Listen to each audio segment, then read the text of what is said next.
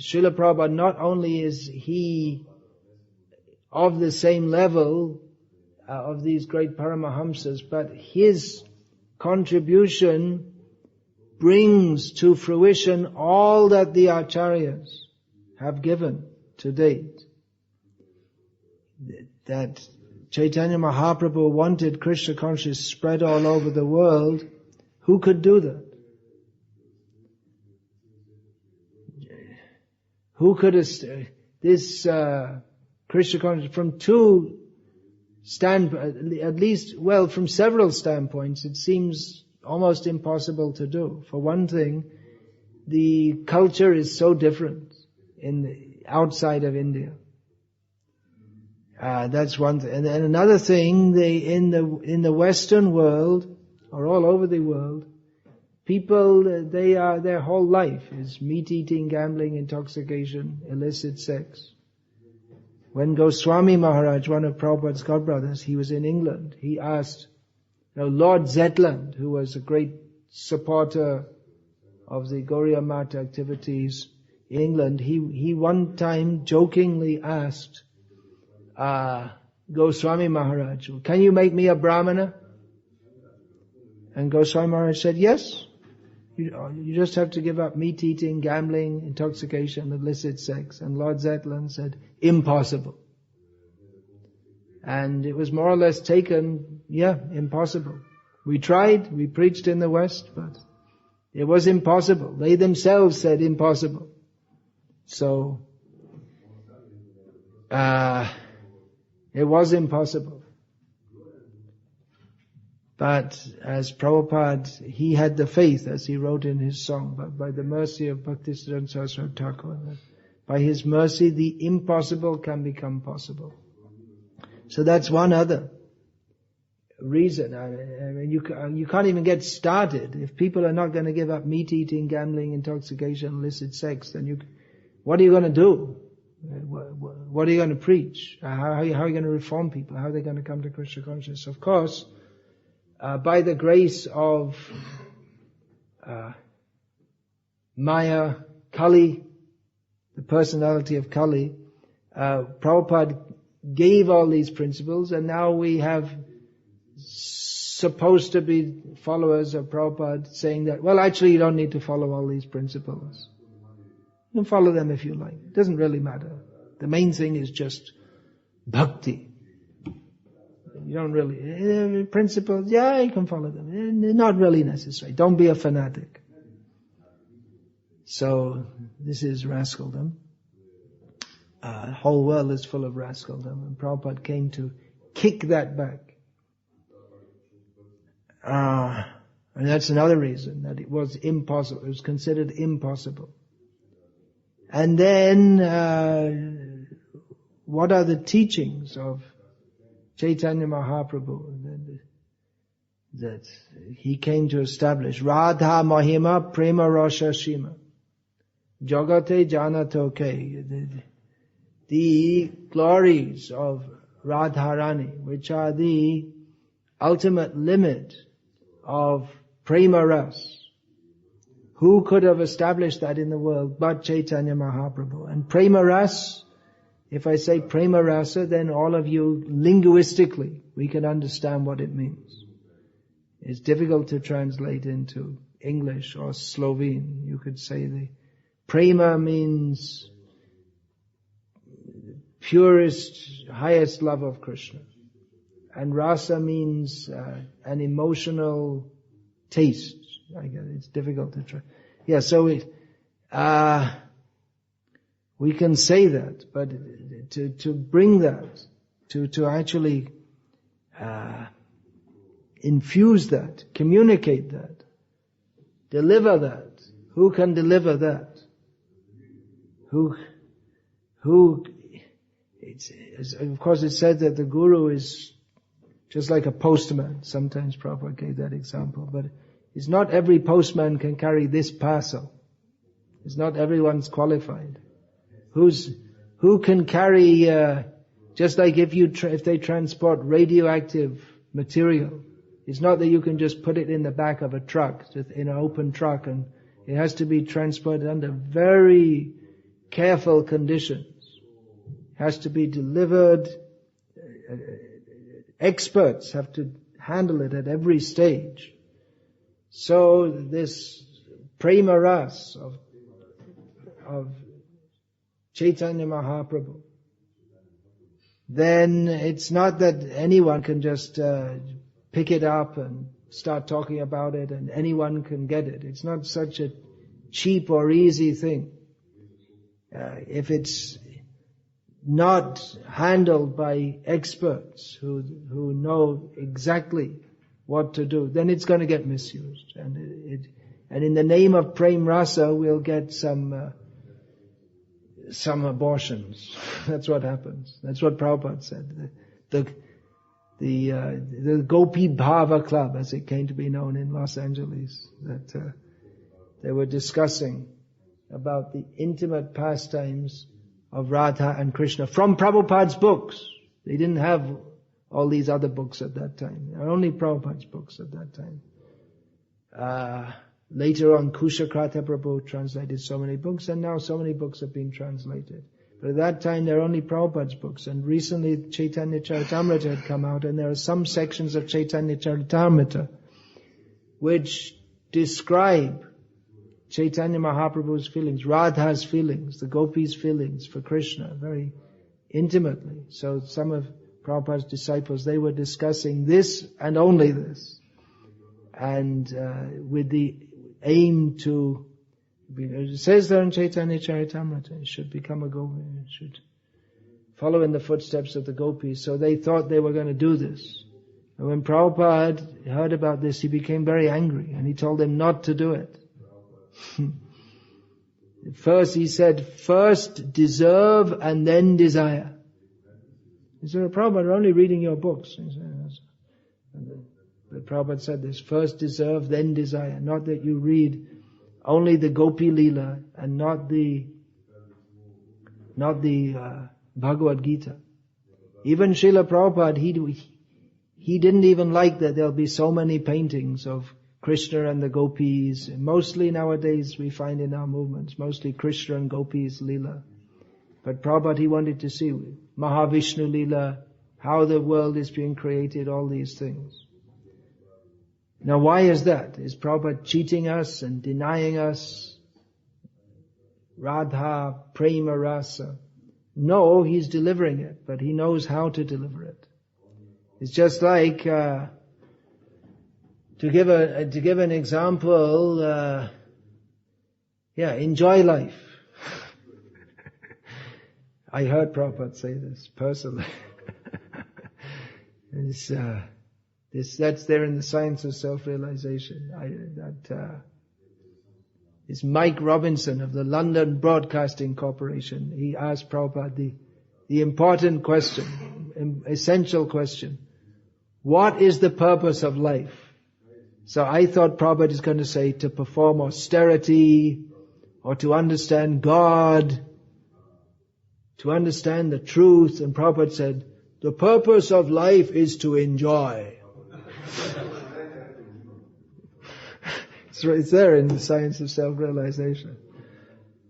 I was surprised. I didn't expect it. Then Prabhupada explained that by nature we are blissful. That is our very nature. But we are now in the atmosphere of non-enjoyment, so we have to come to the platform of enjoyment. We have to qualify ourselves to enter that. So Prabhupada, he gave what is required so that we can do the needful to enjoy. What is enjoyable? Ghee. Ghee is enjoyable. There are so many enjoyable things. One thing enjoyable is rinang kritva gritham pibet. Not oil. Don't take oil. For enjoyment, ghee. Yavat jivet sukham jivet. As long as you live happily. Bhasmi bhutasya. What is that? Bhasmi bhutasya dehasya puna agamano bhavet. Because this is the Charvak philosophy. This is in a nutshell. I learned this, Prabhupada taught this. So, as long as you eat ghee and live happily, borrow it, buy it, steal it, somehow or other get ghee. It's right there in Prabhupada's books. And then when you die, it doesn't matter because your body will be burned and you won't come back. So live happily while you can. So eat ghee. Alright, so how much ghee are you going to take?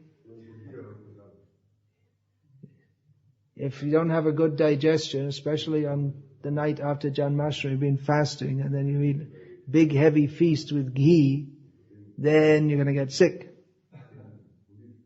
And maybe young men, they can eat plenty of ghee.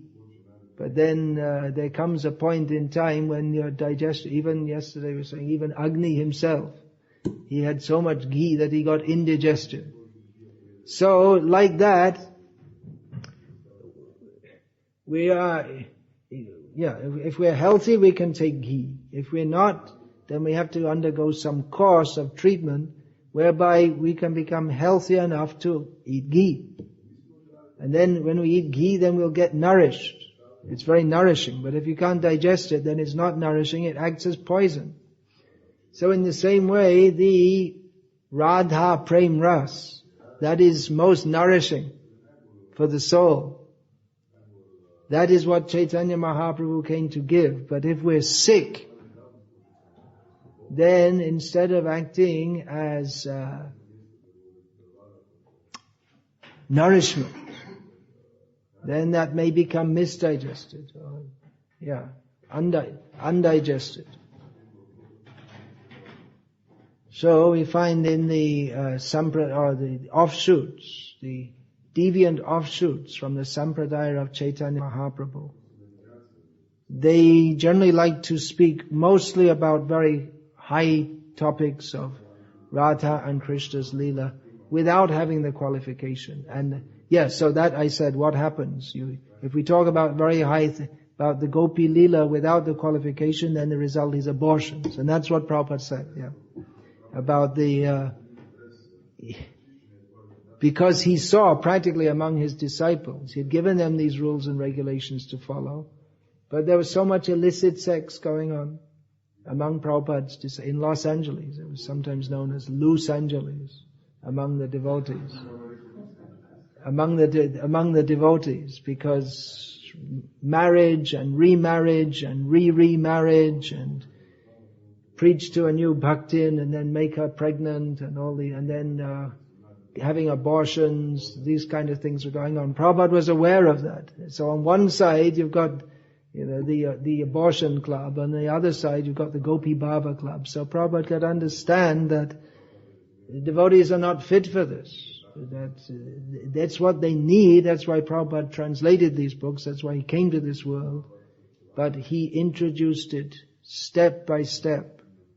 First deserve, then desire, he said. He didn't say don't take it, but take it step by step. Just like he told some devotees that you preach, and then when you're older, you go and live in Vrindavan and study the works of the Goswamis. He told Burijan Prabhu that, and Yamuna also. So maybe some other devotees, that you preach, and then when you're 50, you live in Vrindavan and do that. So he didn't deny that. But at the same time, Prabhupada, he didn't want the farce of people they can't even follow the regulated principles. And then they want to propagate to everyone as if they're on a very high level. And then the result everything becomes confused, which is why Bhaktivinoda Thakur and Bhaktisiddhanta Saraswati Thakur, they revived Krishna consciousness. Chaitanya Mahaprabhu's cult was spoiled by the Prakrita Sahajiyas who had overtaken it. There was no question of preaching Krishna consciousness all over the world. Chaitanya Mahaprabhu's cult preaching it all over the world because it was difficult to find anyone following it properly, even in Bengal or Vrindavan. You see, I described that to some extent in this Bhaktisiddhanta Vaibhav. How you'd have a few Babajis, not many, like Gaur Kishore Das Babaji Maharaj, who are following very strictly. But then who could become their disciple? Because with Gorky Shordas Babaji Maharaj, you want to be his disciple, he won't accept you unless you're on the same you come immediately to this level. And people couldn't do it. So Bhaktisiddhanta Saraswati, he made a means for them to do this, so they could come up gradually. Otherwise, there were householders and they were officially initiated by official gurus who didn't have much of a spiritual contribution to offer. Some of them did. Some of the gurus in the Nityananda Vangsha, Advaita Vangsha, and the Shamananda line, they were serious practitioners of Krishna consciousness. But they usually didn't demand that of their disciples. They would initiate. Anyone comes, initiate. They themselves, a few of them were practicing strictly. But they didn't transmit that to their disciples. So Prabhupada came to give us the real thing, the highest thing, the best thing. But he gave it as an expert physician treats the patient. Just like in Ayurveda, it's in Western culture, we want everything instantly. So you have a headache, take a pill. That's what Sridhar Maharaj told me. I used to get bad headaches. He said, well, just take an aspirin. I said, oh, it doesn't work. Take more. But Ayurveda treats the root cause. You can go on taking aspirins more and more. It'll go away temporarily, but it's like a quick fix. Take a pill. But it doesn't cure the condition. It may make it worse. But with Ayurveda, it's long, slow treatment for chronic diseases. But gradually, slowly, it cures. Because if the disease is very deep in the system, it's not that you can just take a pill and it'll be finished. So it goes very deeply into the system and cures it. Of course, just like in the modern cancer treatment, they have this chemotherapy, which goes right into the system, but it doesn't cure it, it just kills it. So it kills the disease and kills off a lot of your benign cells, and it's like the difference between a modern atom bomb and the Brahmastra. The modern atom bomb, it's said that why did they drop these atom bombs on Hiroshima and Nagasaki? Why not on Tokyo and Osaka or bigger cities? They're not very big cities, Hiroshima or Nagasaki. It's said that, so it is said among some people, that there was some intelligence report that Netaji Subhash Chandra Bose was in one of those cities. So they wanted to kill him. So it's said. It may be or may not be. So like that. You kill the whole city and he's in there too. So we hope he killed him. Or like there was some city in south of France, Avignon, I think it was, there was considered a heretical sect of Christians. This was when, I don't know, 1400s or so. What were they called? The Cathars. You know about that? So, the Pope ordered, there was one town where there were all these Cathars they were disgusted by the Pope and by the whole church, so they had a different religion, different version of Christianity. So the Pope said, just go and kill all the Cathars, just go and kill and so the soldiers said, well, we don't know who's who. So he just said, well, kill everyone in the town. And kill the Catholics too. And let God sort them out. So you want to kill them all, you don't know who's who, then just kill everyone. So like that, the atom bomb that kills so many people. But the Brahmastra, it has the same potency, more potency, but it's directed who you want to kill, not that you just kill everyone. So what was I talking about? Yeah, the chemotherapy, Ayurveda. Yeah, it doesn't. Yeah, I got a little distracted there. So Ayurveda, that it doesn't just kill everything, but it heals and nourishes. So that you come out. Not only are you cured if you follow the course properly, and we have a good doctor, then not only are we cured, but we are in better health than when we started. Whereas with chemotherapy, it kills the cancer, but then you have to suffer for the rest of your life. It heavily debilitates the system. So it's not that Prabhupada was saying, no, Radha, no, don't discuss about gopis, this, that, but he gave, take the treatment. Just like the doctor was, well, I want to go and play tennis, and just lie down, take the medicine, you can play tennis, but just wait. Take the treatment, become cured. You not only play tennis, you can go and climb the mountains. But take it step by step. And if someone wants to go and climb a mountain, I'm feeling a lot better from the treatment, so I'll go and climb the mountain. But you don't actually have the strength, then you'll fall down and break your neck. So this way, Prabhupada is the expert physician, gave us step by step Krishna consciousness, as we need it, as the world needs it. Anyway, there are so many things to be said. So many devotees have so many things to say. So, I'll finish there.